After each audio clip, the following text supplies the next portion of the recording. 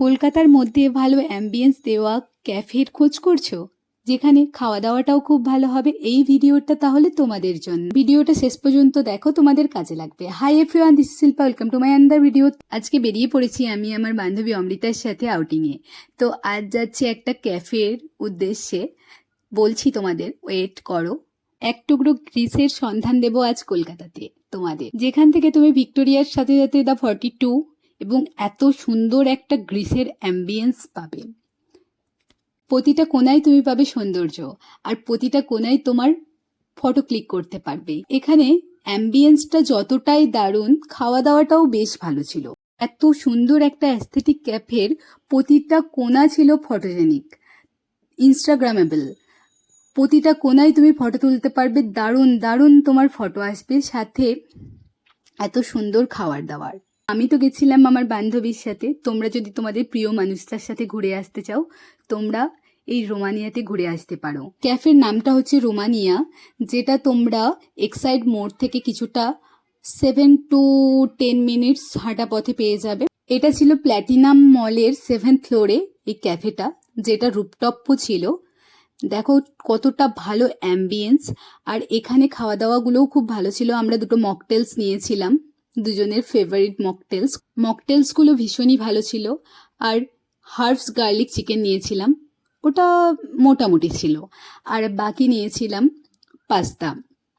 তো chicken white sauce পাস্তাটা ভীষণই ভালো ছিল, খুবই পছন্দের ছিল এই কন্টিনেন্টাল ডিশটা। কলকাতার মধ্যে এক টুকরো গ্রিসের ছোঁয়া পেতে চাইলে তোমরাও যেতে পারো নিজের প্রিয়জন, বন্ধু বান্ধব সবাইকে নিয়ে রোমানিয়াতে। যদিও ক্যাফেটা একটু কস্টলি ছিল, কিন্তু অ্যাম্বিয়েন্সের ভিত্তি করতে খাওয়া দাওয়ার পাশাপাশি আমরা একটু আড্ডাও মারছিলাম, আর আমাদের ফটো তোলা তো শেষই হচ্ছিল না। আমরা মাঝে মাঝেই কোনো প্ল্যান ছাড়া এরকম হুটহাট করে বেরিয়ে পড়ি আর চলে যাই কোনো একটা জায়গায়। তো এইভাবেই আমরা ঘুরতে থাকি আর নিজেদেরকে সময় দিই। এইভাবেই আমরা নিজেদের জন্য টাইম বার করি এবং নিজেদের টাইমসগুলো স্পেন্ড করি, আর নিজেরা হ্যাপি থাকি সব সময়। আজকালকার দিনে বন্ধু পাওয়াটা যেখানে দুষ্প্রাপ্য ব্যাপার হয়ে পড়েছে, সেখানে আমাদের এই বন্ধুত্বটা সত্যিই নজর কাড়ার মতো। একটা সময় ছিল যেই সময়টায় আমি বন্ধুত্বের প্রতি বিশ্বাসটাই হারিয়ে ফেলেছিলাম। ভেবেছিলাম যে বন্ধু বলে কোনো জিনিসই হয় না, বন্ধু বন্ধুর জায়গায় থাকবে, আমি আমার জায়গায় থাকবো। কিন্তু এই যে আমার বান্ধবী অমৃতা, ও আমার বেস্টি, তো ওর সাথে আলাপ হওয়ার পর, ওর সাথে বন্ধুত্ব হওয়ার পর আমার একটু ধারণাটা চেঞ্জ হয়েছে যে বন্ধুত্ব এরকম হতে পারে।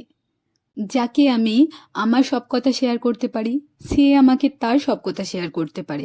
শুধু একতরফা বন্ধুত্ব হয়ে গেলেই অত হয় না যে শুধু তোমাকে দিয়ে খাটিয়েই যাচ্ছে, তোমাকে দিয়ে কাজে লাগিয়েই যাচ্ছে, সেটাকে বন্ধুত্ব বলা যায় না। দুজনেরই সমান পরিমাণে ইনভলভমেন্ট থাকতে হয়, সে যে কোনোই সম্পর্ক হোক, সে বন্ধুত্ব হোক কি আদার সম্পর্ক হোক।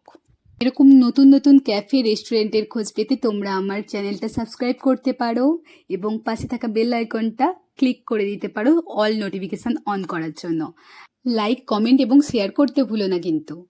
আর ক্যাফের ভাইবসটা কেমন লেগেছে আর আমাদের কেমন লেগেছে, তো কমেন্ট সেকশনে সবাই জানিও। Stay tune for the next video. Till then, by.